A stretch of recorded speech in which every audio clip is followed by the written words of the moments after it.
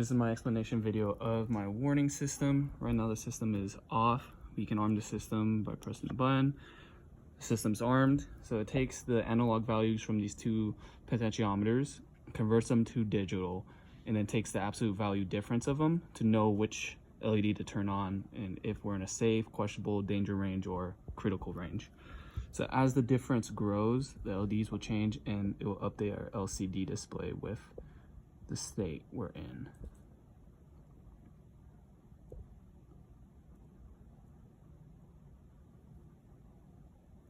Now we're in questionable, updates, questionable,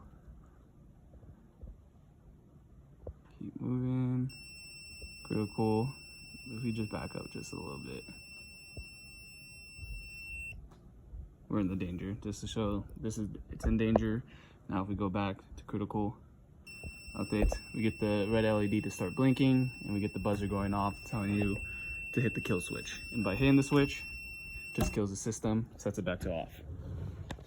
Now if we're looking at the code, right, we first initiate the system state, which is going to refer to our toggle pin as 0. So when you plug the microcontroller to a power source, it starts off as off.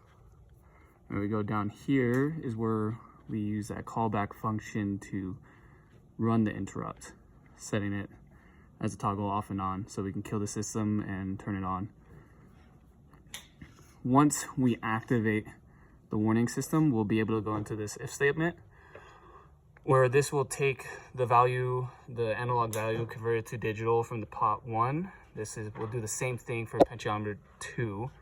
And right here, it will take the difference of the two and then convert it into the absolute value difference. All right, and then depending on the difference, we have these if-else statements for if it's low or equal to the threshold, low threshold, where it'll set the green LED on, reset the rest, and display safe. I set a HAL delay of 2 seconds so that the LED wouldn't just be constantly updating, as it would start flickering, updating rapidly. So there's a little delay to keep the display readable. And these thresholds are set in my main.h file right here, where I made the low threshold 1300, 2700, and 3000. So it can call through the main.h file to know if it's below, equal, or greater than. And that's pretty much an explanation of the code.